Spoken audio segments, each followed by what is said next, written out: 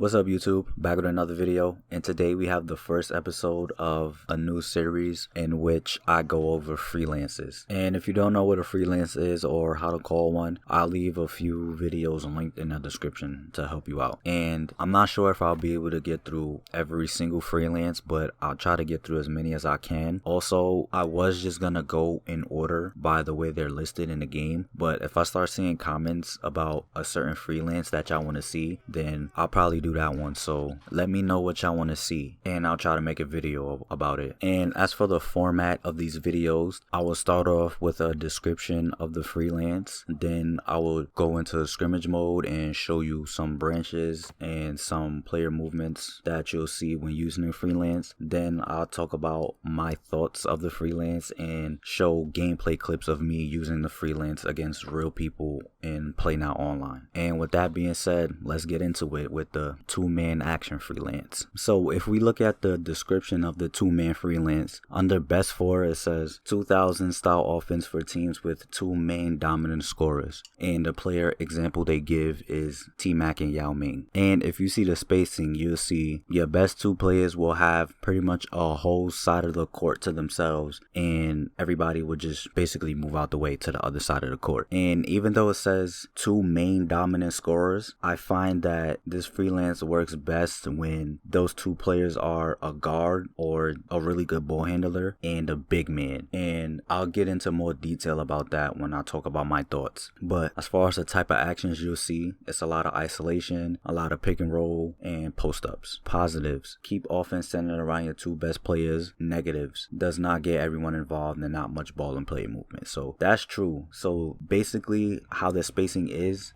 what it would look like the whole time. Like, those players that are off the ball or on the other side of the court, they don't move, they don't set screens for each other, they don't do anything. They just space the floor and let the two best players do their thing. So your two best players will always have the ball or always have space and opportunity to score, but the other three players ain't really gonna see a lot of shots. So now I'm gonna get into the branches, or I should say branch, because there's only one thing that really happens when using this freelance, and that's just a ball screen. So if I stand on the wing, eventually Jokic will come up and set a screen for me, and sometimes he'll fade, sometimes he'll roll. I think it just depends on the tendencies of the person setting the screen. So he tends to fade out more than he rolls, so most of the time he'll fade out. But if you use another team that has a big man that tends to roll, they'll roll more. And if you want to guarantee that he rolls or fades, you can just do it manually. So if you point the left analog at the person you want setting the screen for you, just hold left bumper or L1, or you can just tap it and then hold the button. So for centers is LT, so I would just tap LB, hold the left trigger, and select if I want him to fade or roll, so that I know exactly what he's gonna do. And it might even be better to do it manually because it's a lot faster, and sometimes you can stand at the wing and wait for him to come set you a screen and he won't do anything. Sometimes like he'll just let you ISO or try to post up. So if you do it manually, not only will it be faster, but you can control what happens as well. You'll also get a branch in transition. So right here I get a steal with Murray, and as I go up the court, I don't really have a scoring opportunity, so I just wait a second on the wing and Jokic comes, sets me a screen, and I throw him a lob. I also noticed that the two players that are involved in the two-man action can change throughout the course of the game. So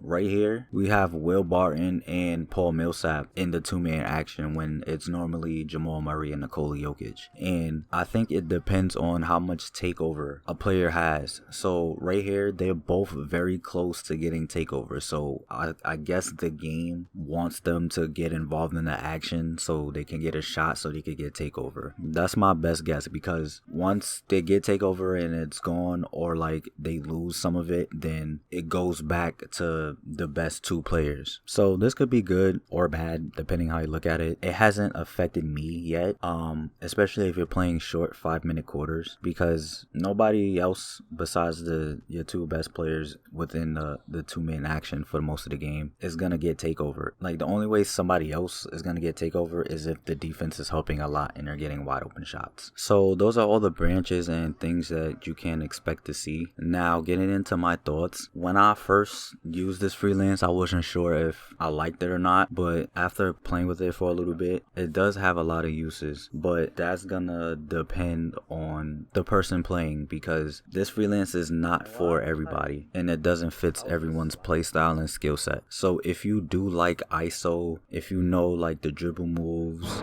and you want to run a lot of pick and roll and you know like a little bit of post moves, then this freelance can work for you. But if dribbling and post moves is not your strong points, then it can be kind of hard getting shots using this freelance. I mean, you can just use the pick and roll, but you're limiting yourself if you're just only relying on that. So with me, I kind of like know like a lot of like the cheesy dribbles that, you know, we use on the park or the city they call it now. I mess around with post moves a little bit, so I kind of know how to do those things. So I was able to get a lot more use out of this freelance, and it was kind of fun because I use a lot of other freelances that have a lot of off-ball movement and off-ball screens. So it was a change of pace for me, and when I do play in the city, I kind of do like having space so I can just ISO and do my thing, but I can also use screens as well. So this freelance kind of gave me that same type of vibe, especially if you're using a guard or a ball handler that has pretty good dribble animations like D'Angelo Russell or Jamal Murray. And like I said earlier, this freelance works best when you have a guard or a ball handler and a big man, and not necessarily two guards or two ball handlers, because if you have two guards and they set screens for each other, then the defense can just switch, whereas they really can't do that with the big and the guard, because you could just give the ball to the big and he can just abuse the guard. And also, if it's two guards, then the post-up game becomes less effective. So using this with, you know, Steph and Clay or CJ and Dame, John Wall and Harden, Westbrook and Bradley Beal, it's not really gonna work. I find it works best with guards and bigs, but preferably centers, because most teams nowadays have a stretch four. So if your center is in the post, then the other four guys are usually able to shoot and space the floor. But if you're playing through your power forward like Anthony Davis, or maybe you use it with Kyrie and Kevin Durant, then they have centers that can't shoot. So it gives the defense more help opportunities. So if you put Anthony Davis as center and then put 4 shooters around him, then that can work. Or if you want to put KD at center, I don't know if you want to do that, but you could try it or whatever, but that can work. But like I said, playing through a power forward and then having a center that can't shoot, you'll give the defense more opportunities to help.